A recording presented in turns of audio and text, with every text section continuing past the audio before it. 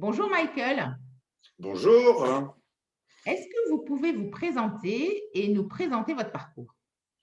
Je m'appelle Michael Dolan, enfin plus exactement Michael John Dolan. Comme mon nom l'indique, je suis américain, français, irlandais. Mon parcours, il est complexe dans la mesure où effectivement, mais je vais essayer d'être concis, c'est-à-dire j'ai commencé par le marketing, j'ai pas eu le feu sacré pour le marketing, ensuite je suis passé dans l'executive education et essentiellement dans le domaine de la finance pendant une dizaine d'années. La finance, au bout d'une dizaine d'années, m'a un peu lassé. J'ai commencé à travailler dans le monde de l'enseignement supérieur, dans un premier temps en étant représentant de l'enseignement supérieur français à l'international. Et dans un deuxième temps, ensuite, j'ai travaillé pour une école de commerce durant une dizaine d'années où j'ai été dean, je me suis occupé du développement international, du recrutement de professeurs. Et après cette dizaine d'années, j'ai quand même remarqué qu'il y avait quelques déficiences dans le système des grandes écoles et autres. Et j'ai commencé vraiment à travailler sur la parité, sur la féminisation, sur la mixité.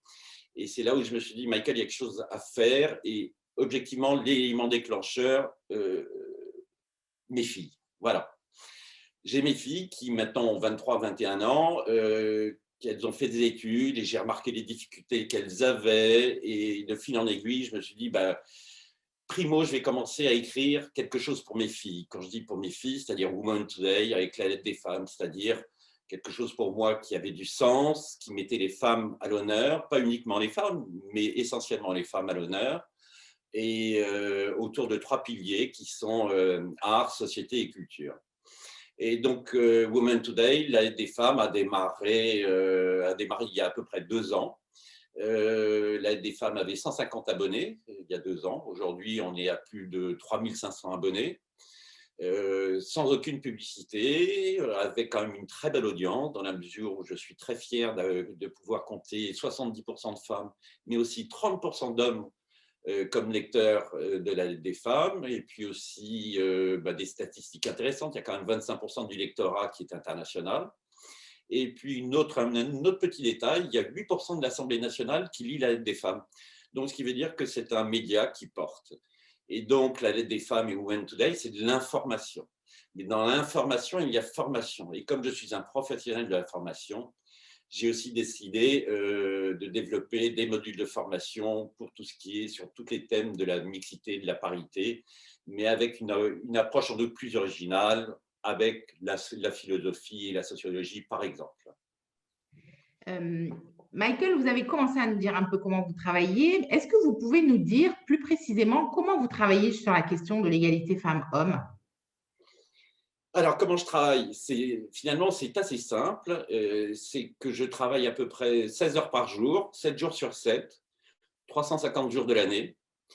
Et j'ai deux sources d'inspiration. La première, c'est qu'effectivement, je lis beaucoup la presse, aussi bien la presse française qu'internationale.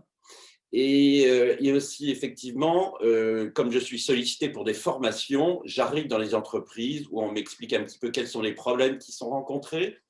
Et moi, je viens avec des solutions. Et à ce moment-là, effectivement, quand on est en entreprise, j'ouvre le capot, je mets les mains dans le cambouis et je regarde comment ça marche ou ce qui ne marche pas. Et le cas échéant, je répare ou je propose d'ajouter une nouvelle pièce. Et quand je fais ça, il y a bien entendu tout le monde autour de moi. Ce n'est pas quelque chose de secret que je fais, c'est quelque chose d'ouvert. C'est pour bien comprendre quels sont les enjeux de la parité et de la féminité. Hmm. Si vous aviez, Michael, une baguette magique, quelle serait la première chose que vous mettriez en place pour justement faire bouger les lignes de l'égalité femmes-hommes? Alors, le coup de la baguette magique, écoutez, je vais peut-être vous décevoir, mais ça fait quelques années que je n'y crois plus. Figurez-vous que j'ai soufflé ma 63e bougie il y a quelques jours, et à chaque fois, on fait un vœu quand on souffle une bougie. Eh bien, écoutez, au bout de 63 vœux, je pense qu'il n'y en a pas beaucoup qui se sont réalisés tels que je le souhaitais. Donc aujourd'hui, je n'ai pas de baguette magique.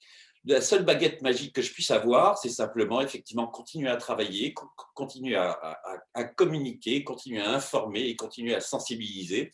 Et c'est le seul travail, parce que si on ne comprend pas, j'allais dire, l'origine du problème, on ne peut pas combattre le problème. Hmm. Et enfin, Michael, si, quelle est la femme qui vous inspire? Alors, la femme qui m'inspire, il y en a plusieurs. Je pourrais vous dire Simone de Beauvoir, etc. Bien entendu, mais la première femme qui m'a vraiment inspiré, une fois de plus, ce sont mes filles. Voilà. Je me suis dit, elles ont besoin de moi. Quand je dis elles ont besoin de moi, pas toutes les deux, mais enfin, voilà, on a besoin de moi. C'est peut-être très prétentieux. Mais je pensais pouvoir raisonnablement avoir apporté quelque chose d'important, aussi bien sur le fond que sur la forme. Et bien entendu, ma compagne aujourd'hui qui m'éclaire aussi, qui m'encourage, parce que croyez-moi, être la compagne d'un homme qui travaille autant et qui s'investit autant, c'est pas tous les jours facile. Et je la remercie pour sa patience. Merci beaucoup, Michael. Ben, merci à vous et puis j'espère à très bientôt et n'hésitez pas à me contacter. Voilà, je vous invite à découvrir Women Today, à découvrir la lettre des femmes. Tout ça sans aucune publicité, hein. Il n'y a pas d'assurance vie, il n'y a rien, je ne vends rien. Et je vous propose aussi, le cas échéant, de découvrir les formations que nous proposons. Merci en tout cas.